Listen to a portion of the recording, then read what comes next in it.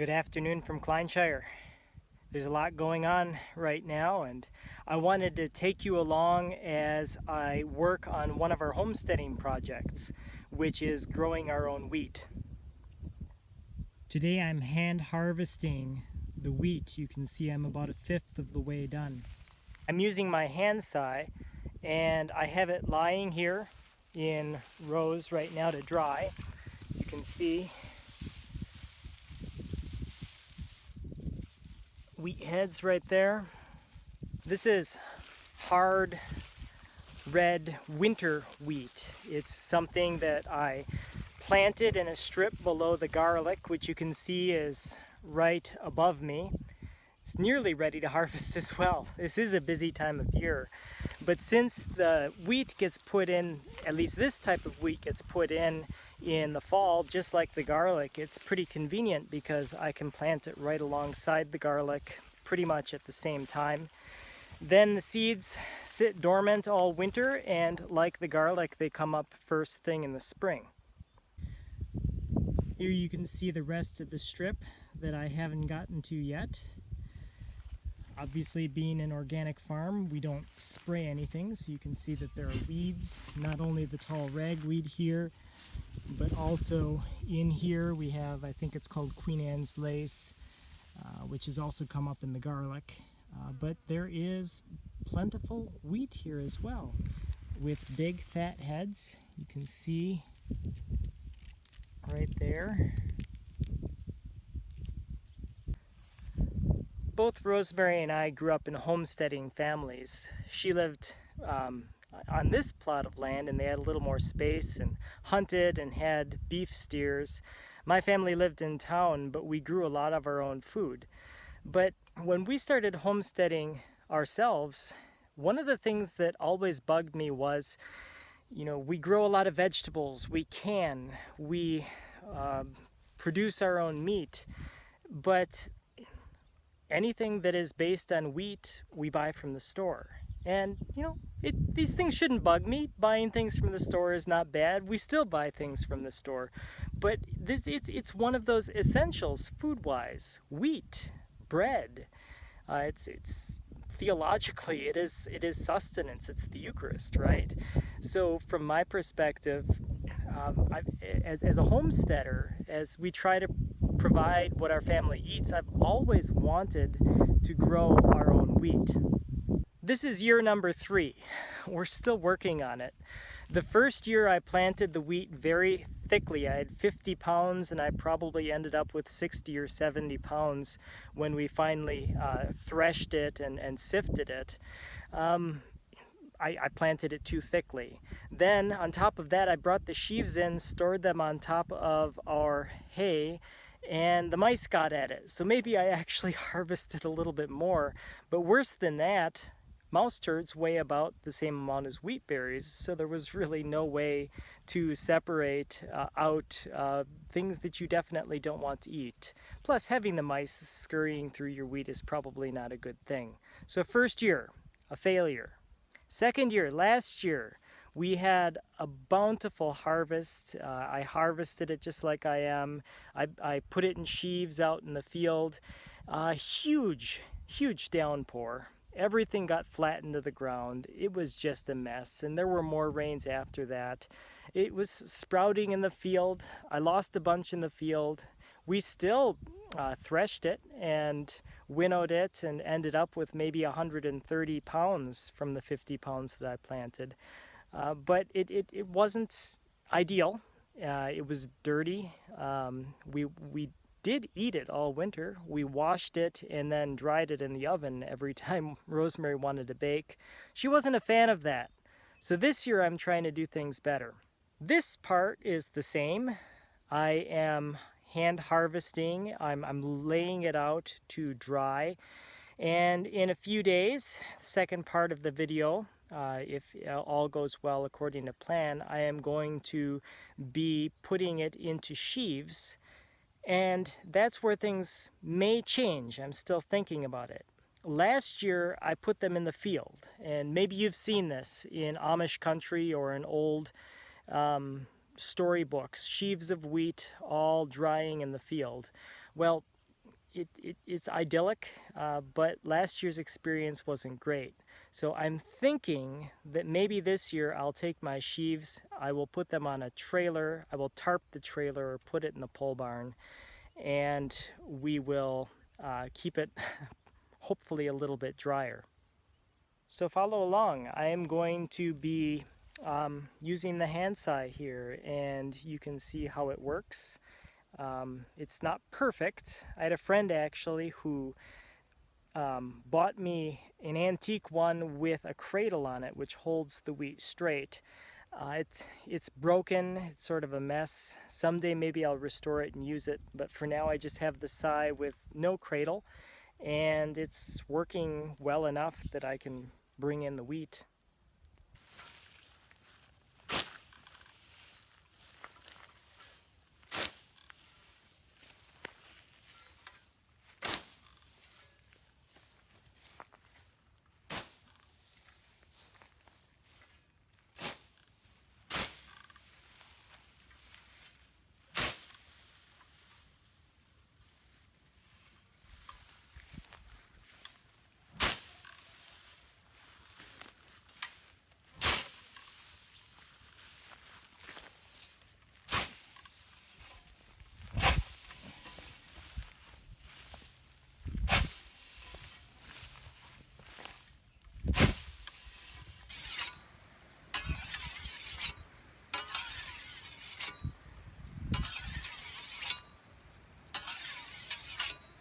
Question number 1. Why don't more people do this? I think the answer is pretty self-evident. If you happen to cross my video because you're interested in homesteading because of the economy and you want to save money by doing things for yourself, this video is not for you. A 50-pound bag of wheat berries at the Mennonite store a year ago when we last bought it cost, $40, maybe less than that. Yeah, I'm probably going to get 150 pounds of wheat. They're a day to prep the soil and plant. A day now harvesting. A day winnowing and threshing, add an extra day in there just because things take longer. Well, we're talking nearly a week's work, 3 to 4 days of labor for 150 pounds. Yeah, economically it doesn't make sense. So question number 2, why am I doing this? I don't have an easy answer for that. I really don't have an easy answer for why I'm spending time right now. I could start harvesting the garlic. There's something elemental about wheat that I think we've lost given how readily available it is and how cheap it is. There's this disconnect between its actual value, I think, in terms of the sustenance that it provides and what we pay for it, where I think we lose our sense of, I don't know, perspective. We lose a sense of gratitude as well. I'm thinking theologically today, the Lord's Prayer, give us, Lord, our daily bread. You know, it's central to the prayer. And I know that means more than just physical sustenance, but we don't spend much on the food that we consume, but it is really one of the most essential things without which we would die. So I guess there's just something that I get out of this sweat that I don't need to necessarily go through, this work, this labor, but I'm regaining, I guess, in a personal sense, a sense of perspective where even if I don't have to do this, I understand, because I've done it, the labor that when the Lord taught his disciples that prayer, give us, Lord, our daily bread, when he had those parables about gathering sheaves into the barn, I think that they were understood, and there was a respect for the primacy of that, which is lacking unless you've actually experienced it. I could go buy a 50-pound bag of wheat berries. I could do this. I have the time in my schedule. I have the land. I have the ability to do it, and I'm learning how to do it, and I'm gaining a sense of depth in my understanding and knowledge of things which are elemental, I think you could say. I also learned that you have to keep the scythe pretty sharp.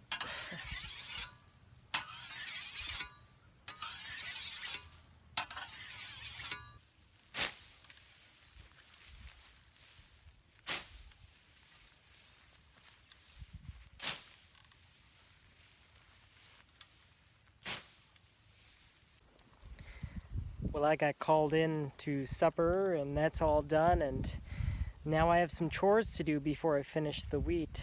So I'm out in the far pasture with the goat herd. Twice a day we make sure that they're actually where they're supposed to be, because they like, the grass is greener on the other side of the fence. It really is. But they have to eat these goldenrods.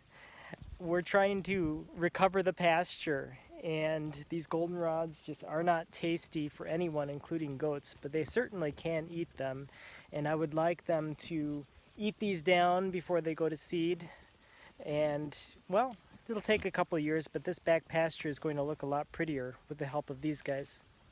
Gals, I should say. They're all gals and wethers. You're following me. What do you think I have for you? I'm just checking out the mushrooms on my way. Look at these. I hope they're not eating them. It looks like they are. I'm waiting on these golden oysters for just a couple more days. But look at that. I think a goat nibbled on it. Ah, stay away from my golden oysters, Mango. Are you all done, Max? Are you all done? Yes, good dog. All right, let me take your dish then. Did you eat it all? Yep. All right. Good job. You guard those goats. You guard those goats. Yes.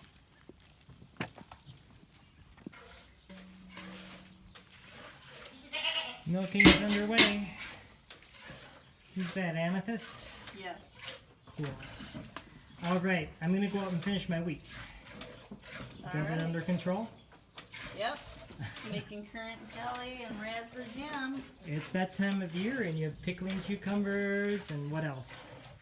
Those are the three main things right now. Yeah. Jams and jellies, and then pickles. Jams and jellies tonight. Mm-hmm. Leave you to it. On my way out, I want to show you a few things, later processes in the wheat adventure. Here's what the finished product looks like. This is what's left from last year's. See, there it is. And you can see the dirt in it too. This is what I was talking about. We're trying to avoid that this year. And you can also see the sprouting. Still edible, but we're trying to do better this year. This is a winnowing machine. That fan, belt driven right there.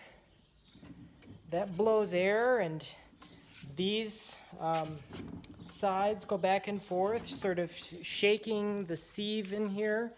You can see, you put it in here, it goes down there. The shaft should blow out, and the grain should, I believe, fall down below. Now this is a project I hope I have time to work on. I need to mount it on a pallet, and right there that gear needs to be attached to a motor of some kind if I'm going to use this. Otherwise, we'll do it like we did last year, which is in front of one of our large garlic drying fans. This is the later part of the process. After the threshing, which is the beating to make the grain and the chaff separate from the stem, it goes into here and the chaff is lighter and it gets blown off, and you're left, if things are ideal, with just the heavier berries of wheat that you eat. So maybe we'll get this in use this year. Maybe our process will be a little easier. Well, I'm tired, my muscles ache, but it has to be done. I'm headed out there, and I wanted to show you on my way out the reason why. You see that? Half our hay lying there waiting to be baled, God willing, tomorrow. Yeah, 0% chance of rain tomorrow. I'd love to have it all done tomorrow. 30% chance of rain on Friday. It's a bit of a gamble if I wait to do part of it on Friday. So we'll see. We'll see. I want to have the wheat out of the way so that I have more time to work with tomorrow. Maybe I'll have all the hay baled tomorrow. Maybe I'll have to leave some of it for Friday. But if I get the wheat done tonight, that project won't be standing in my way. On my right is kale. Our next kale delivery is supposed to be on Tuesday. On my left is the front field of garlic. We'll be harvesting that before long. A little farther along here we have zucchini and summer squash. I'm getting set to make my first delivery of that tomorrow. So, like I said, there's a lot going on. For tonight, it's all about the wheat. There it is, all lying in a row, all the way along here below the lower field of garlic. You can see down on the end, maybe about 1/8 of it. I'm so close. You know, I'm doing this when the grains are still tight in there, but in a couple weeks they're going to loosen up. This way they can stand the violence of the scythe. But you know, I opened one of these up and look at this. This is what it looks like. It's just this little seed. It's called a wheat berry, and these get ground up, and this is your flour. A little crunchy. Can't say it tastes like cakey, powdery flour, but it's substantial. It's wheat. It's glorious. It's sustenance. Give us, Lord, our daily bread.